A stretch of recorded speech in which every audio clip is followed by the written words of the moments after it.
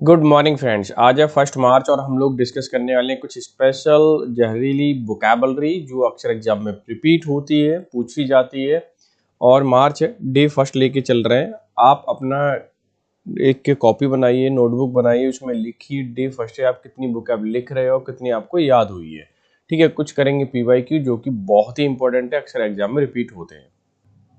ठीक है, तो चलते हैं भाई नेक्स्ट स्लाइड पे। क्या है, सबसे पहले तो आप सब्सक्राइब कर लें चैनल को और लाइक कर दें अगर वीडियो आपको अच्छी लग रही है। पीडीएफ ही लेनी है जिससे कि आप वोकैब को पढ़ सको जो मैं यहाँ करा रहा हूँ, तो टेलीग्राम चैनल पे जाइए, इसका लिंक मैंने नीचे दे रखा है।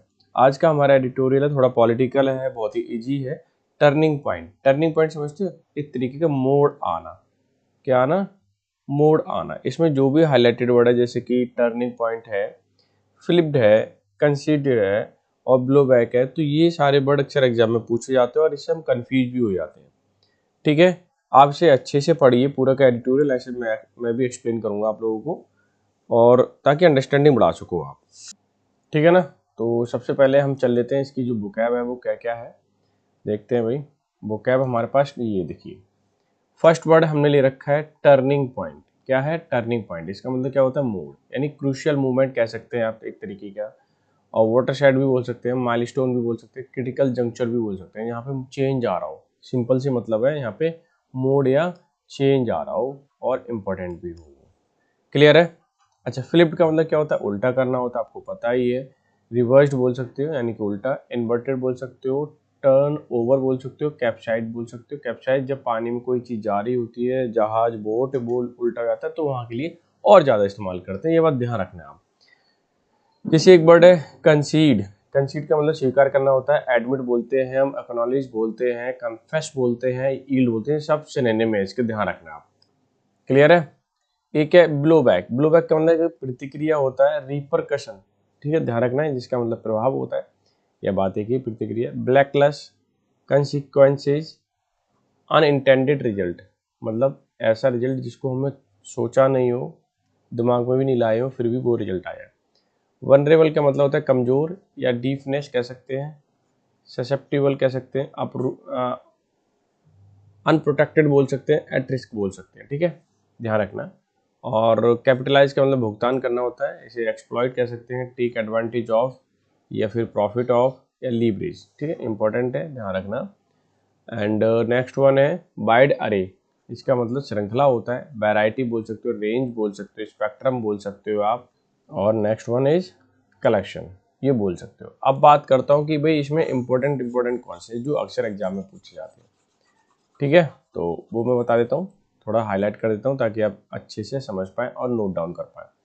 जैसे कि एक क्रूशियल का मतलब महत्वपूर्ण होता है, मोमेंट का मतलब आप समझते हैं पल। ठीक है, माइलस्टोन का भी मतलब एक महत्वपूर्ण के लिए है। और फ्लिप का मतलब रिवर्स्ड बोल सकते हो, उल्टा करना अक्सर एग्जाम में पूछ लिया जाता है। और इन्वर्टेड ये तो पता ही होगा। कैप्साइड ये बहुत पूछा जाता है। टर्नओवर भी फ्रेजल वर्ब है, ये पूछी जाती है। कंसीड भी काफ़ी बार आता है, कई फॉर्म में आता है, जरूरी नहीं है एंटोनिम सिनोनिम में या फिर कैसे भी आए। आपके पैराजंबल में भी आ सकता है, आपके क्लोज टेक्स्ट में भी आ सकता है। ठीक है, तो उसे ध्यान रखें आप। ठीक है, और जैसे कि कन्फेस, ईल्ड, ये पूछ लिया जाता है, फिर आप कंफ्यूज हो जाते हो। ब्लोबैक का मतलब प्रतिक्रिया यानी रिपरकशन, ये भी पूछा गया है कई बार। कंसिक्वेंस तो पता ही होना चाहिए, इजी है। इंटेंडेड रिजल्ट, ये तो खैर दो वर्डों से मिलकर बना हुआ है, कंपाउंड वर्ड हो गया, इसकी कोई जरूरत नहीं है। वनरेबल पूछा गया है कई बार। डिफेंस लेस बोल सकते हो आप, और डिफेंस लेस हो गया, ससेप्टिबल हो गया, अनप्रोटेक्टेड। ठीक है, ये तीनों ही वर्ड जो है आप याद करना, पता होना चाहिए। प्रोटेक्टेड तो अनप्रोटेक्टेड तो आप इजीली समझ जाओगे, इसमें कोई दिक्कत नहीं। कैपिटलाइज भुगतान यानी कि एडवांटेज ऑफ याद रखना, प्रॉफिट, लीवरेज याद रखना। ठीक है, ये एग्जाम में आते हैं, फिर हमें कंफ्यूज करते हैं। वाइड एरे का मतलब वैरायटी। ठीक है, रेंज बात एक ही है, और स्पेक्ट्रम, ये वर्ड ऐसे हैं जो अक्सर कंफ्यूज कर देते हैं, तो याद रखना है इनको। जब याद रखोगे तो आप कंफ्यूज नहीं होगे आप बिल्कुल भी। ठीक है ना, अब चलते भाई नेक्स्ट पे, पीवाईक्यू को सॉल्व कर लेते हैं। ठीक है ना, तो देखिए भाई, मैं पेन ले लेता हूँ पहले तो। पहला PYQ की बात करूं मैं यहाँ पे, और ये सब वन वर्ड हैं, ठीक है। तो that which last for a short time, यानी कि जो अभी लास्ट में हुआ बहुत छोटे समय के लिए हो, बहुत कम समय के लिए हो, उसे हम क्या बोलेंगे, यानी कि लेस टाइम बोल सकते हो। जो चीज़ बहुत ही कम समय के लिए हो, ठीक है, उसको क्या बोलेंगे, रेगुलर। रेगुलर तो भाई हमेशा होता है, ठीक है, जिसको हम स्थायी बोल सकते हैं। ट्रांजिटरी में बाद में बताऊंगा। रोटेटरी समझिए पहले। रोटेटरी मतलब रोटेशन से है, रोटेशन। रोटेशन का मतलब क्या होता है, घूमना, ठीक है, चक्कर लगाना से है। क्लियर है, जिसको हम स्पिनिंग बोल सकते हैं, ठीक है। क्लियर है, ओके। और रिपोजिटरी, ये भी बड़े आप भी ध्यान रखना। रिपोजिट का मतलब होता है किसी भी चीज़ को इकट्ठा करना, संग्रह करना, ठीक है, कलेक्ट करना, ये सारे वर्ड, ठीक है। तो आप क्या बोल सकते हो, शेयर हाउस बोल सकते हो, sorry store house, share house बोला, स्टोर हाउस, स्टोर हाउस। और क्या हो सकता है, आर्काइव भी हो सकता है, बिल्कुल, ठीक है। डिपॉजिटरी। क्लियर हो गया, समझ में आ गया। यानी कि एक ही वर्ड की कई सारे मीनिंग वर्ड पता होना चाहिए, तब आप कर पाओगे। अच्छा, एक वर्ड और रह गया अभी, मैं पेन लेता हूँ एंड कलर भी चेंज करता हूँ, कलर थोड़ा सा ब्लू लेता हूँ।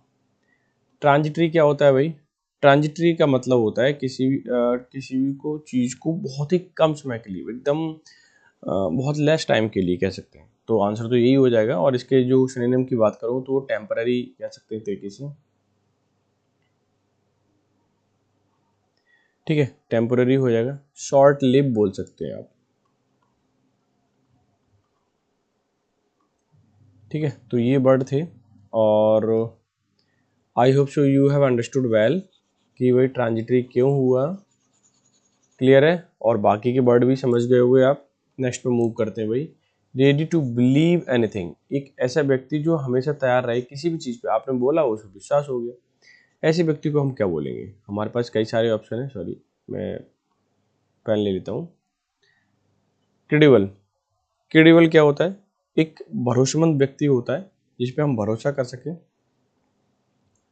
भरोसेमंद, भरोसेमंद व्यक्ति, ठीक है, यानी कि जो बिलीव कर सके, बिलीवेबल हो, रिलायबल हो, ठीक है। और ट्रस्ट वर्दी कह सकते हैं तरीके से, TRUST, ट्रस्ट वर्दी, ठीक है। अच्छा, इनक्रेडिबल का मतलब होता है अविश्वसनीय, जिस पे हम विश्वास नहीं कर सके, असंभव जैसा लगे, ठीक है। अच्छा, असंभव होगा तो अनबिलीवेबल होगा, BELIE, अनबिलीवेबल, ठीक है। स्पेलिंग याद रखना, अक्सर एग्जाम में पूछी जाती है। अन, फिर BEB, फिर लीवेबल, ठीक है। अच्छा, अनबिलीवेबल हो गया। और क्या हो सकता है, एस्टाउंडिंग एक वर्ड होता है, एस्टाउंडिंग भी होता है, और एक होता है एस्टोनिशिंग, चौंकाने वाला, एस्टोनिशिंग, ठीक है। ये भी आप ध्यान रखना, चौंकाने वाला यानी इस पर विश्वास ना हो पाओ जल्दी से। क्रेडुलस का क्या मतलब होता है, क्रेडुलस का मतलब होता है बहुत ही भोला भाला, मैंने तो ऐसे ही याद किया है, भोला भाला, ठीक है, जो आसानी से क्या कर ले, विश्वास कर ले। एक वर्ड होता है गुलीबल, आता है इसके लिए, ठीक है, GULLIABLE, ग्लोबल। या एक वर्ड और आता है नेव, जिसको कहते हैं बहुत ही सीधा साधा, इनक्रेडुलस। इनक्रेडुलस वो व्यक्ति होता है जो एकदम संदेहशील हो, अविश्वासी हो, जिसपे हम विश्वास ना कर सकें, ठीक है। और इसके क्या क्या वर्ड हो सकते हैं, यानी डाउटफुल हो सकता है, और क्या हो सकता है, स्केप्टिकल हो सकता है, ध्यान रखना, ठीक है। और क्या हो सकता है, स्केप्टिकल, स्केप्टिकल। मैं इसके आंसर की बात करूं तो आंसर जो होगा वो क्रेडुलस होगा, बताइए आपको। भोला वाला जो जल्दी से गुलिबल होता है, जल्दी से विश्वास कर लेता है किसी भी चीज़ पर, ठीक है, वो चीज़। अ 4 फुटेड एनिमल, एक ऐसा एनिमल जिसके 4 पैर होते हैं, उसको हम क्या बोलेंगे? ठीक है, अच्छा क्या बोलेंगे देख लेते हैं। टेट्रापॉड। टेट्रापॉड क्या होता है, पहले तो आपको ये पता होना चाहिए। टेट्रापॉड का भी मतलब होता है 4 पैरों वाला, ठीक है, 4 पैरों वाला। तो मैं लिख देता हूँ पहले,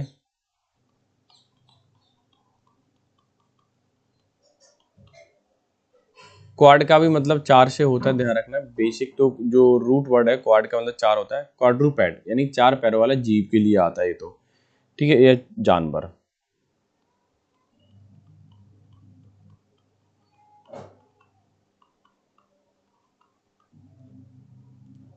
ठीक है, और पॉलीपैड। पॉलीपैड का मतलब कई, कई पैरों वाला। पॉली से मतलब कई से होता है, कई पैरों वाला। डबल पेयर जिसके दो दो जोड़े हों, दो जोड़े वाला, ठीक है, या जिसको कर सकते ट्विन, ट्विन पेयर हो, ठीक है। और 4 पैरों वाला जैसे कि कोई भी हो सकता है, 4 लिम्ड जिसको कह सकते हैं एक तरीके से। लिम्ड को मतलब भुजाया होता है, ध्यान रखना, ठीक है। और 4 legged animal, beast, mammal, mammal के लिए आता है क्वाड, ध्यान रखना ये चीज आप, ठीक है।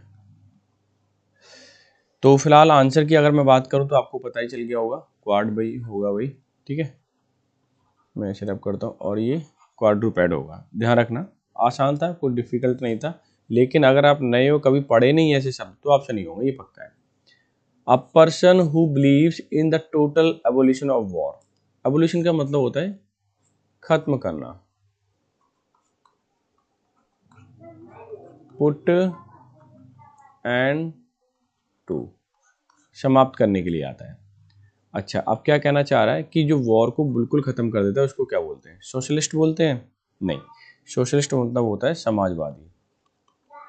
क्या होता है?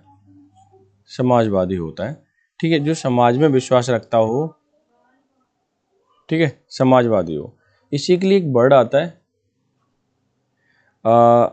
लेफ्टिस्ट, ठीक है, और रिफॉर्मिस्ट। सबसे अच्छा वर्ड जो अक्सर पूछा जाता है, ये तो अखबारों में मिलेगा, वैसे वैसे नहीं मिलेगा आप लोगों को, या आप सिविक्स वगैरह पढ़ते हो तब ऐसे वर्ड आपको देखने को मिल सकते हैं, बट रिफॉर्मिस्ट आपको ज़्यादा मिलेंगे हिस्ट्री वगैरह इसमें सब में।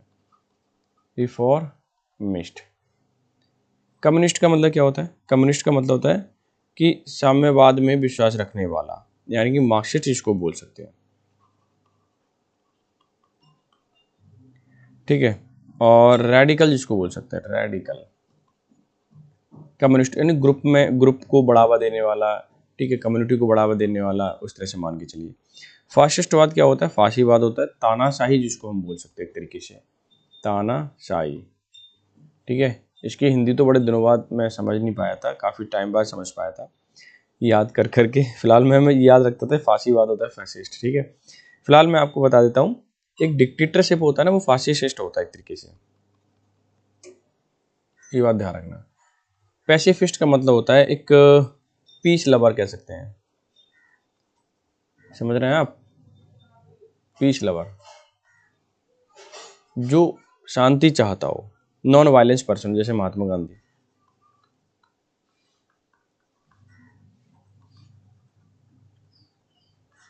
ठीक है, तो अगर मैं आंसर की बात करूं यहाँ पे, तो पैसिफिस्ट हो जाएगा, ठीक है। काफ़ी अच्छा वर्ड है, आपको पता ही होना चाहिए हर कीमत पे। नहीं पता है इसका मतलब आपको तैयारी करने की ज़रूरत है। Constant efforts to achieve something, एक लगातार कोई काम करता है किसी भी चीज़ को प्राप्त करने के लिए, उसे हम क्या बोलते हैं? अच्छा देख लेते हैं भाई, पहले मैं पेन लेता हूँ। पेशेंस। पेशेंस का मतलब तो धैर्य होता है भाई। और क्या हो सकता है? सहनशीलता हो सकता है। एंड्योरेंस जिसको हम बोलते हैं इंग्लिश में, एंड्योरेंस हो सकता है। टॉलरेंस हो सकता है, ये तो वर्ड काफ़ी बार आपने सुना ही होगा, ठीक है। विगर, विगर काफ़ी अच्छा वर्ड है और इसका मतलब एक तरीके से जोशीला, ठीक है, होता है, ठीक है, या जोश से भी संबंधित है, बात एक ही है, इसको हम एनर्जी बोल सकते हैं, यानी कि हाई लेवल ऑफ एनर्जी। और क्या बोल सकते हैं, एंथुजियाज्म, ये वर्ड काफ़ी पूछा जाता है,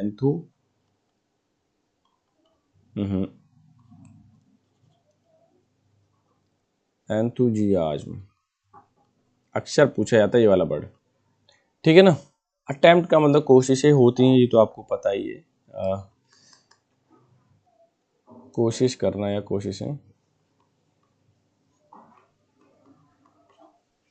प्रिजर्वेंस, प्रिजर्वेंस का मतलब बहुत अच्छा वर्ड है, प्रिजर्वेंस का मतलब होता है लगातार, परसिस्टेंस जिसको बोलते हैं, ठीक है, टेंस, TENCE, परसिस्टेंस हो गया। और डिटर्मिनेशन, ये तो वर्ड आप पता ही है आपको, डिटर्मिनेशन, ठीक है। और क्या हो सकता है, डिलीजेंस, बिल्कुल लगातार मेहनती करना डिलीजेंस होता है, ठीक है। ये वर्ड आपको पता ही होना चाहिए, बहुत बेहद इंपॉर्टेंट है, ये समझिए आप। यानी कि ये जो वर्ड लिखे ना मैंने, ये बेहद इंपॉर्टेंट है। और ये मैं कहाँ लिख रहा हूँ, प्रिजर्वेंस ही आपका आंसर है इसका, ठीक है, ठीक है ना। तो आई होप सो आप ये क्वेश्चंस जो मैंने अभी कराए हैं, लास्ट स्लाइड थी, ये सारे समझ गए होंगे। और अब हम चलते हैं भाई, ठीक है, हमारी स्लाइड अब कौन सी वाली है, एडिटोरियल की है, ठीक है। एडिटोरियल पे चलते हैं, क्या कहता है एडिटोरियल, इम्पोर्टेंट भी है। देखिए, ये जो फर्स्ट पैराग्राफ है इसको मैं एक्सप्लेन करूँगा, और सेकंड पैराग्राफ आपको खुद से पढ़ना है, आसान है, कोई डिफ़िकल्ट नहीं है, बस आप ये ध्यान रखना कि आपके अंडरस्टैंडिंग बढ़ जाए, बहुत ही ग्रामेटिकल फॉर्म में नहीं जाना है, ठीक है। इस तरह के क्वेश्चन नहीं पूछे जाते हैं कि जो यहाँ पे यूज किया जा रहा है एग्जाम में, आप इस तरह के क्वेश्चन पूछे जाए, इस तरह के अप्रोच पूछे जाए, तो ऐसा नहीं है भाई, ऐसा करोगे तो गड़बड़ हो जाएगी, ठीक है। फिलहाल देख लेते हैं कौन से पेन है, रेड पेन ले लेता हूँ, ठीक है। देखिए, इन बिहार, बिहार के बाद कॉमा लग गया, द बीजेपी सब्जेक्ट है, तो BJP is now clearly senior partner, BJP सबसे पुरानी पार्टनर है, ठीक है, किसकी, in the alliance with JDU, Janata Dal United का सबसे पुराना, सबसे सीनियर जो अलायंस है वो किसके साथ है, बीजेपी के साथ है, यानी बीजेपी सबसे पुरानी जो है पार्टनर है JDU की। अब दोनों ही, अब तो इलेक्शन आने वाले हैं, तो बिहार का तो बड़ी चर्चा होगी, ठीक है। क्या है, द एक्सपेंशन, एक्सपेंशन समझते हैं आप, विस्तार,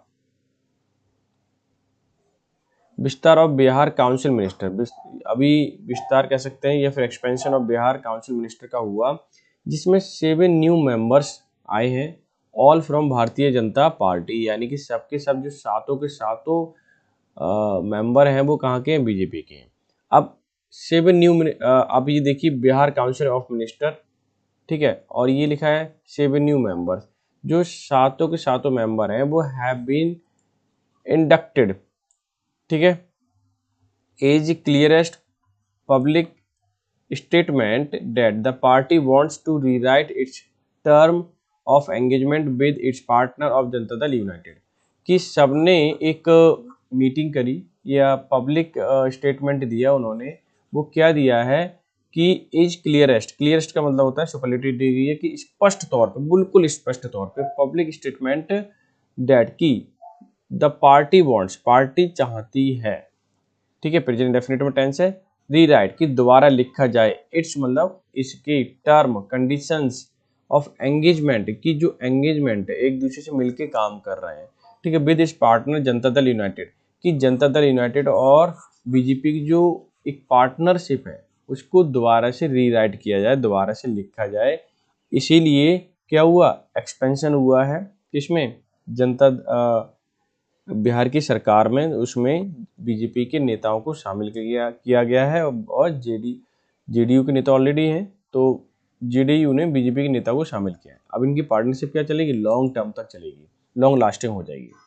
अब ये सेंटेंस देखिए, BJP now has 21 of 36 cabinet position, यानी 36 पोजीशन में से बीजेपी की कितनी है, 21 पोजीशन है, वाइल जेडीयू हैज 13, और जेडीयू के पास कितने मेंबर हैं, 13 मिनिस्टर्स हैं, इंक्लूडिंग चीफ मिनिस्टर, अहो, यानी चीफ मिनिस्टर भी शामिल होकर के 13 मेंबर जेडीयू के हैं और 12 आपके क्या हैं, इनके जेडीयू के अदर मिनिस्टर हैं। विद चीफ मिनिस्टर के 13 हैं, ध्यान रखना ये बात। ठीक है, आसान था, इसमें तो कुछ है नहीं डिफिकल्ट लेवल का। आगे देखिए, the Hindustani Awami Morcha, Hindustan Awam Morcha secular has one minister, और एक मिनिस्टर किसका है, हिंदुस्तानी अवाम मोर्चा का।